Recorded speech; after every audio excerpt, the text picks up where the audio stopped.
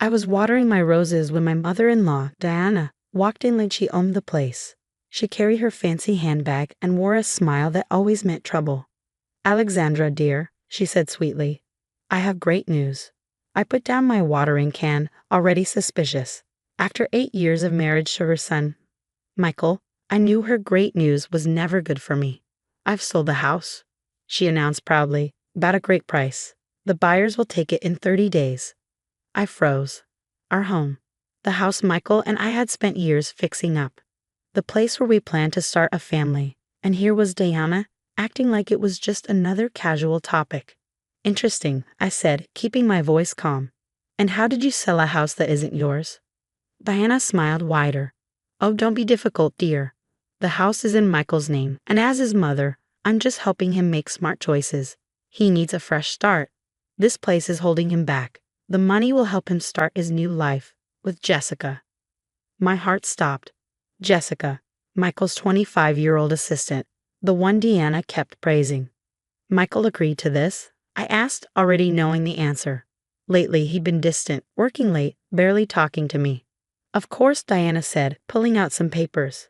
"He signed the agreement last week." Jessica helped him see reason. "They're perfect together. Sometimes we have to accept change, Alexandra. You just don't fit in our family anymore." I felt oddly calm. Diana had no idea of the conversation I'd had with Michael's father before he passed away, or the legal papers he left me. "You're right, Diana," I said softly. "Things do change." She looked confused for a moment but quickly recovered. "I'm glad you understand. The buyers want to see the house next week. Make sure it looks nice." I picked up my watering can. "Of course. I'll make sure everything is exactly as it should be." She hesitated, probably expecting tears or a fight. Instead, I was calm, and that unsettled her. "Good," she said, though her smile wasn't as confident. "You should start packing." As she left, I made 2 phone calls, one to James Harrison, our family lawyer, and another to Robert Chen, the private investigator I had hired 3 months ago. That evening, Michael came home and looked surprised to see me calmly reading a book. "Your mother stopped by," I said. "She told me about the house." Michael ran a hand through his hair, a nervous habit. "Alex, I can explain." "No need," I interrupted. "I get it. You and Jessica need a fresh start. This house is in your way. That's what your mother said, right?" He looked guilty. "It's not like that. Things haven't been good between us. Jessica, she understands me." "She's 25, Michael. You're 42, I said. "But that's not really the issue, is it? The issue is that you think you can sell this house without my permission." "The house is in my name," he said firmly. "Mom found cash buyers. It's done, Alex. I'm sorry, but maybe this is for the best." I stood up, carefully marking my page in my book. "You know what's funny about clean breaks, Michael? They only work if everything is actually clean." He frowned, confused. "What does that mean?"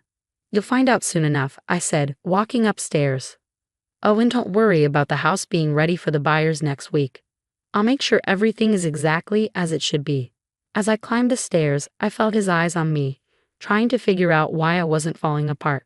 Like his mother, he had no idea what was coming. The next morning, I met James Harrison at his office downtown. He had been the family's lawyer for years and knew all of Michael's father's final decisions. "They really think they can sell the house?" James asked, adjusting his glasses as he looked over the listing agreement. "Diana already found buyers," I said, sipping my coffee. "She expects me to have everything ready for a walkthrough next week." James shook his head and pulled out a thick folder. "I assume you haven't told them about this?" He placed an important document on the desk. I smiled. "Not yet. Howard asked me to keep this quiet unless absolutely necessary. I think this situation qualifies." 2 years ago, before he passed away, my father-in-law called me to his hospital room. Unlike Deanna, he wasn't blind to Michael's flaws. He worried about his son's decisions and what might happen when he was gone. "I've made arrangements," Howard told me.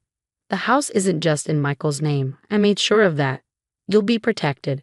James has the paperwork." Looking at those documents now, I felt grateful for his foresight. The house had been a wedding gift, but it was legally owned by both Michael and me. That meant Michael couldn't sell it without my consent. Diana's listing agreement was worthless. James picked up his phone. Should I call Diana's real estate agent now, or do you want to let them carry on a little longer? I thought about Diana's smug smile and Michael's betrayal. Let's wait, I decided. I want to see what else they try. That afternoon, my private investigator, Robert Chen, sent me his latest report. The evidence was solid: hotel receipts, secret meetings, and proof that Michael had been using his firm's money to pay for his affair with Jessica. I forwarded it all to James and went home, where I found moving boxes stacked in the foyer. Diana had sent them as a hint that I should start packing. Instead, I went to my office, unlocking the secret compartment in my desk. Inside were the most important papers: the house deed, Howard's letters, and the USB drive containing Robert's findings. Diana might control people with lies and manipulation, but I had something stronger: facts and legal truth. That night, Michael came home late, smelling like expensive perfume. He hesitated when he saw the moving boxes still untouched. "Alex," he said in a patronizing tone, "you're making this harder on yourself. Mom is just trying to help." I glanced up from my laptop, where I was reviewing the latest photos of him and Jessica at a hotel that afternoon. "How thoughtful of her," I said. "And how was your meeting with the Thompson client today?" He froze, just for a second. There was no Thompson client. He had used that excuse to meet Jessica. "Fine," he said quickly. "Just fine. Look, about the house." "Don't worry about the house, Michael," I cut him off.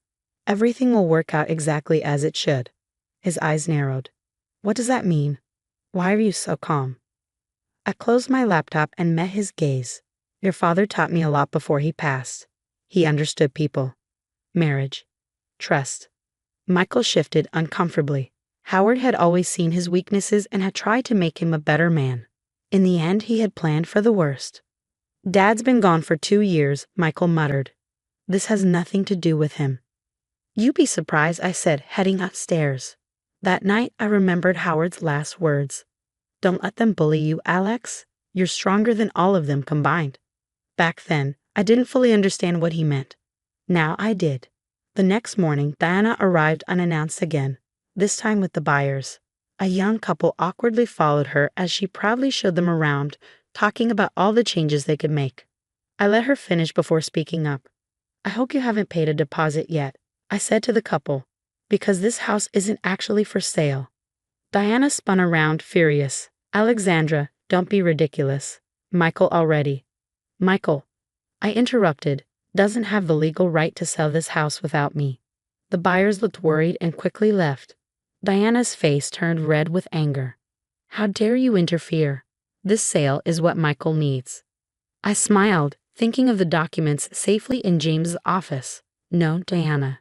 What Michael needs is to learn that actions have consequences.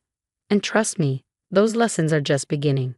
The following Monday, I sat in James Harrison's conference room, watching Diana and Michael's faces as they processed what the lawyer had just told them. The color had drained from Diana's face, while Michael kept shaking his head in disbelief. "This can't be legal," Diana sputtered, her manicured fingers crumpling the property deed James had placed before them. "Howard would never." "Howard did exactly that," James interrupted, sliding his reading glasses up his nose. "The house requires both Michael and Alexandra's signatures for any sale to be valid. Furthermore," he pulled out another document, "Howard's will specifically states that in the event of any attempted unauthorized sale, full ownership transfers to Alexandra alone." Michael slumped in his chair. "Dad knew," he muttered. "He knew I'd mess this up somehow. He knew his son," I corrected quietly, "and he knew his wife." I looked pointedly at Diana, who was still shaking her head in denial. "That's not all," James continued, producing the file Robert Chen had compiled. "We also have evidence of financial impropriety at the firm, specifically related to expenses charged for non-existent client meetings." Michael's head snapped up. I could see the moment he realized what that meant. All those hotel rooms and expensive dinners with Jessica charged to the firm's accounts. "The board of partners would be very interested in these expense reports," James noted. "Not to mention the ethics committee of the State Bar Association." "You wouldn't," Michael whispered, but his voice lacked conviction. "No, I wouldn't," I agreed. "Not if you agree to my terms." Diana tried to rally. "Terms? You ungrateful." "Quiet, Mom," Michael cut her off, surprising us all. For the first time, I saw real fear in his eyes. What terms, Alex? I laid out my conditions clearly. First, you'll sign a quitclaim deed transferring the house entirely to me. Second, you'll agree to an uncontested divorce with a fair division of our other assets. Third, I turned to Diana, you will never again interfere in my life or my property. And if we refuse? Diana demanded, though her voice trembled slightly. I opened my laptop and turned it to face them. On the screen was a draft email to the firm's board of partners, with Robert's full investigation attached. My finger hovered over the send button. Your choice, I said simply. The fight seemed to drain out of Michael all at once. You really planned for everything, didn't you? No, I corrected him. Your father did. He loved you, Michael, but he saw who you really were. He wanted to protect both of us, me from your betrayal, and you from your own worst impulses. Diana stood up, her chair scraping against the floor. This is blackmail. This is consequences, James replied calmly. I've drawn up all the necessary paperwork. Shall we proceed? An hour later, it was done. Michael signed everything without further protest, while Diana sat in stony silence. As they stood to leave, Michael paused at the door. I'm sorry, Alex, he said quietly. For what it's worth, I really am sorry. I know, I replied, but sometimes sorry isn't enough. After they left, James handed me the final signed documents.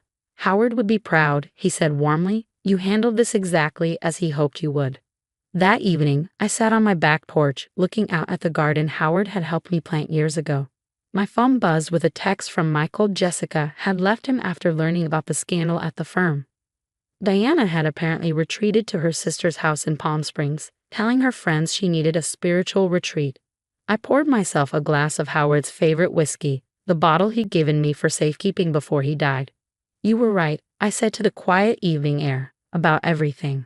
2 months later, I transformed the house into truly my own space. Michael's law firm had quietly asked him to resign to avoid public scandal, and he'd moved to another state to start over.